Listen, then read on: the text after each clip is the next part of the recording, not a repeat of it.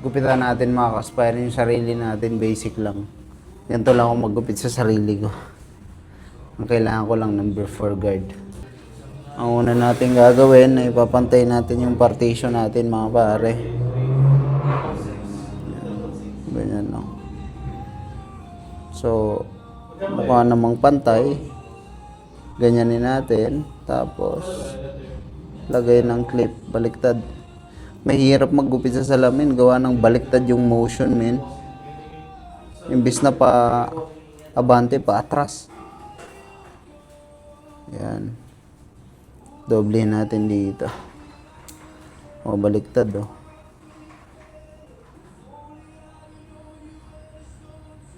Yan. So, ganyan lang. Tapos, ito. Dito lang sa likod. Ayan. Mukha namang pantay.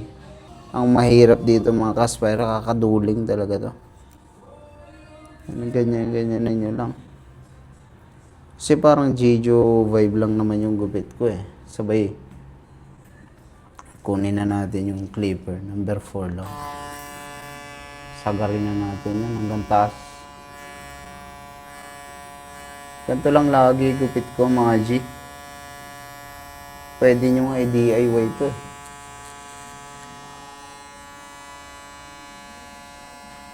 Number 4 guard, open. Ganun lang.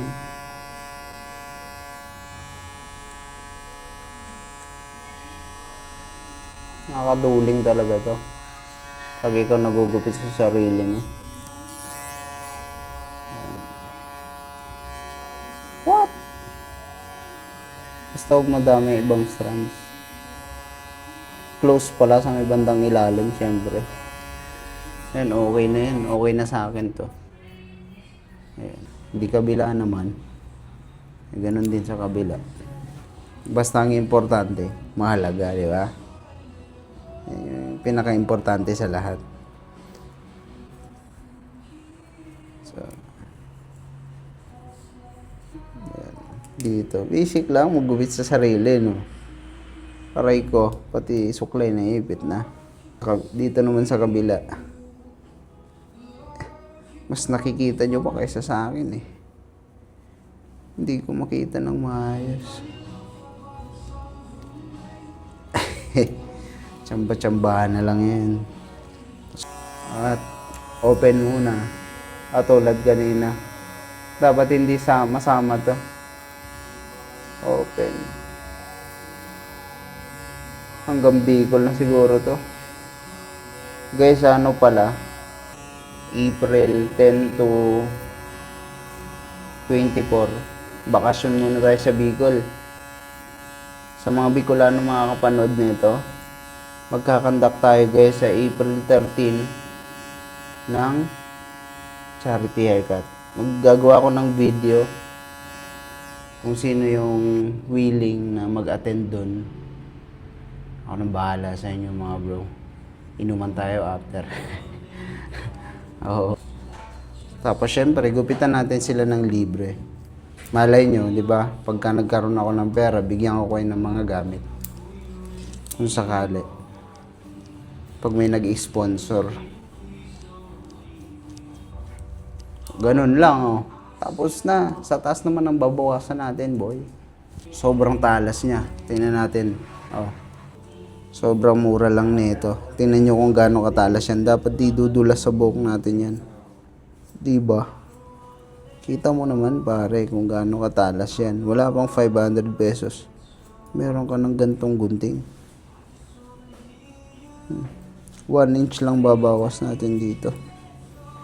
Diba sobrang tulis. Straight na straight yung tabas nyo. Solid din.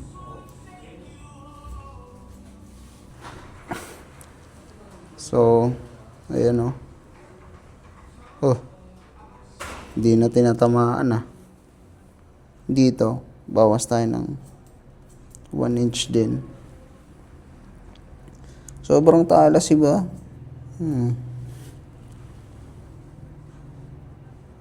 Ganun lang. Dapat lahat lang din 1 inch. Paigot. Pero ang diskarte ko talagang iniiwan ko itong mahaba para maganda. Ganyan lang. Nakikita naman natin yung layer eh. Halimbawa, ito susundin natin. Gupitin natin ng ganyan. Di ba?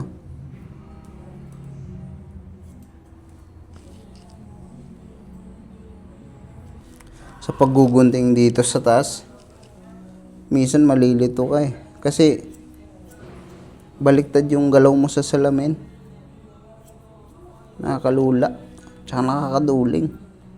Ginupitan mo sa sarili mo. Pati dun sa likod.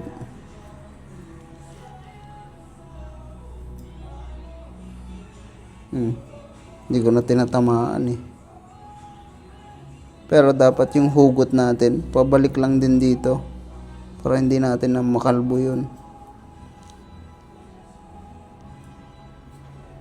Mamaya makalbo natin. Check nga natin. Ayan, dapat mahaba pa rin to. Yung diskarte ko, lagi kong iniiwang mahaba yan. Yung sa sides. Ayan, ito. Pag nagugupit ako ng buhok ko. Yan, pwede ko bang bawasan ng konti. So pagbabawas nito, paunahan yung hugot naman. Paano ba? Yan. Paunahan naman.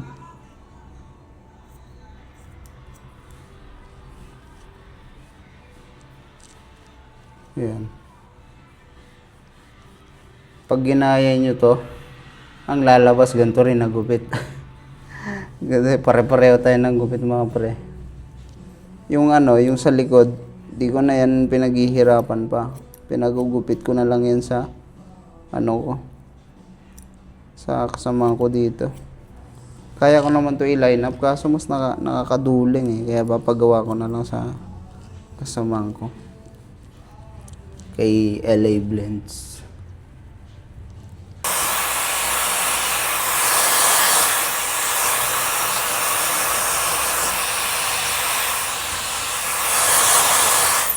Yun. Ito na yung outcome, mga pre. Texture natin. So, ano kaya yung texturing gagawin natin dito? Parang masyadong mahaba pa to. Pwede ko kasi ito bawasan eh. Babawasan ko tong harap.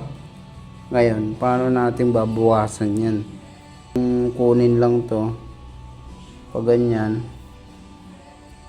Ayan, iiwanan ko yun. Sabay, uhugot ako pa ganyan. Tapos, ano na gagawin ko eh, di-bend ko ng paganto. Kasi ganyan lang yan, bibend ko. Tapos, point cutting ko sa dulo. Ang hirap nga kasi, magkaiba yung imbis na patulak, pahugot eh. Magkaiba yan. So, boss na. Asa na yung suklay? Dito na. So, syempre dapat pareho yung dalawa. Kuhanin natin dito. Pero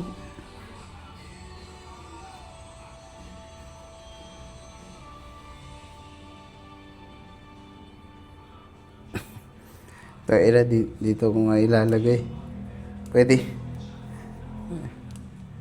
Paano nga ba yan? Yan, dito.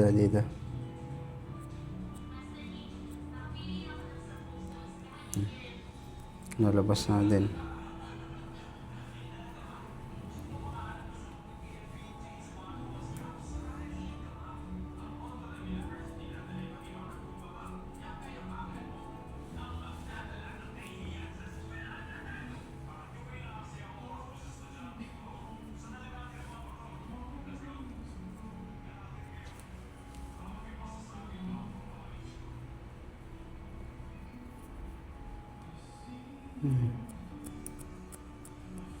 Ito dyan. Chamba-chamba na lang ito mga pre. Basta maayos yung outcome, di ba? Okay na yan. Aray ko, magugupit pa yung kamay ko ah. Eto, pwede natin texturean to. Ayan, may hindi pa pala textured.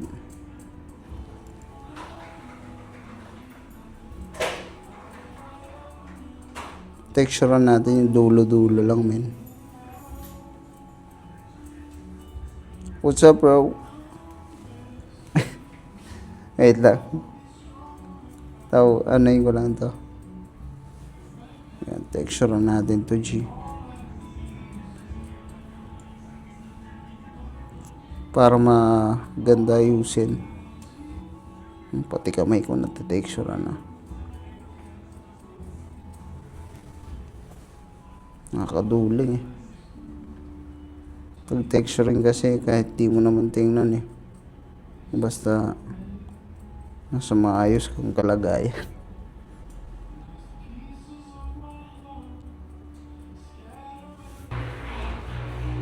Yes sir, parang nagbunga na ang ating ginagawa mga pre. Uy, sobrang haba pala na ito. Ito sa may likod na kasi ito ng tenga eh. Pero kung gusto natin mabawasan to, tagilid na ako dito ah.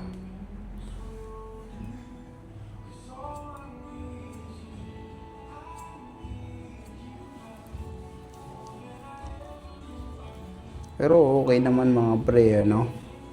Oh. Tingnan nyo. Diba? Ganun kaganda pagka ano, yung gupit mo hindi na ayusin. Talagang literal na magulo. Diba? Diba? Literal na magulo. Wala pang product yan, tol. Eh, pag nilagyan pa natin ng product, eh, mas maganda. Diba? So, ang iba, ipagugupit na ko na kay, ano, Lyle.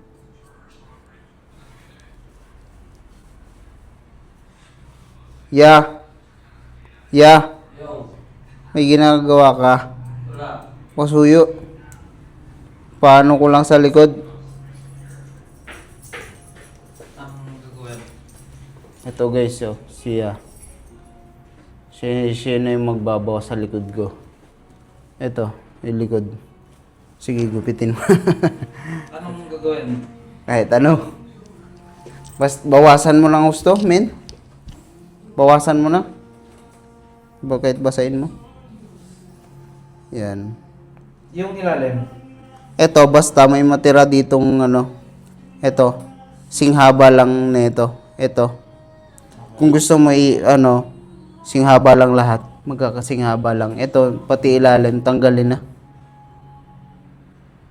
Tanggalin na yung ilalim. Parang baby mullet, yung tira sa ilalim. Ito pala si LA Blends. Yan, guys. Alay ka? Hindi. Vlog yan, vlog.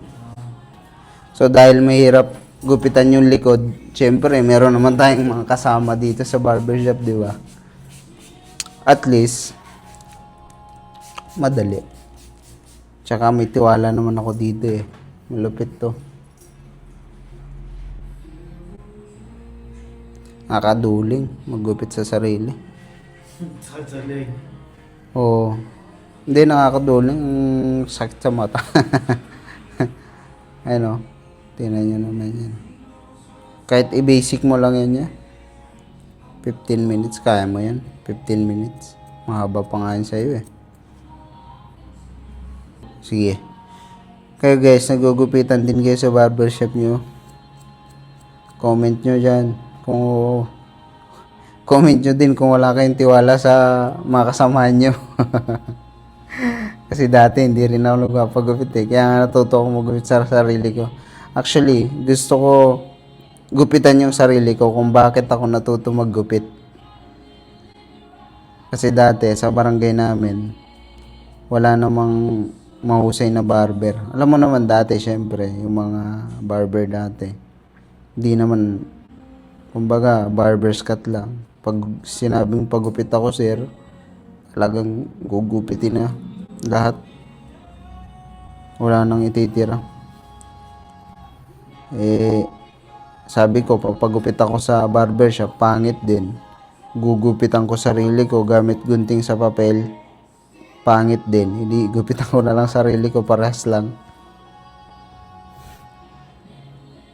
Kaya natuto akong maggupit. Tinuloy-tuloy ko, nagustuhan ko pala eh. Pero naghanap pa nga ako ng ibang trabaho maliban dito sa paggugupit eh. Kala ko hindi pa to yung forte ko. Tapos na find out ko nung tumagal-tagal, masaya pala ako sa ginagawa ko. Kaya tinutuloy-tuloy ko na. Hanggang sa nandito na sa stage na to. Kahit pa paano, may mga nagtitiwala, may mga nanonood, kahit ganito lang yung content. Dati ginugupitan ko yan, pati likod. Oo, kasong hirap. 2 salamin dapat. Ang gamit ko pang salamin nun, pre. Yung talagang salamin, yung ito, yung ganyan. Dalawa lang. Dito lang ako. Diyan, nakaupo ako dyan. Tapos nakapatong sa upuan yung isa. Tangina mo. Ginawa ko rin na one time yun eh. Pero nakaharap ako dun sa maliit. Kasi mas malaki yung vision ng likod eh. Likod yung ginugupit ko. Huwag niyong kalimutan guys, magkakandak tayo sa mga Bicolano na kayang pumunta sa Sorsogon. Magkakandak tayo ng charity haircut sa April 13. Kung gusto niyo matuto mula sa akin, turuan ko kayo for free. Basta mag-attend lang kayo ng charity. Papakain tayo sa mga bata. Safe na, G. Yun. Matsalab, G. Yes, sir. LA Blends, mga G. Sa kanya lang akong nagtiwala. Sige, boss, Kelvin. So, hindi ko na to mga bro, Thailand. Basta ito na to. Nakikita nyo naman to lagi. Makilagay mo na ako ano. Sige bro. Ganyan lang naman yun. Diba? Literal na magulo ng style ko. Ayan. Dito na lalagyan ng prata. Ito itsura niya pag sasalagin ko. Okay din, men. Kaya mo naman. Ganito na rin yung gupitin mo para mas madali lang.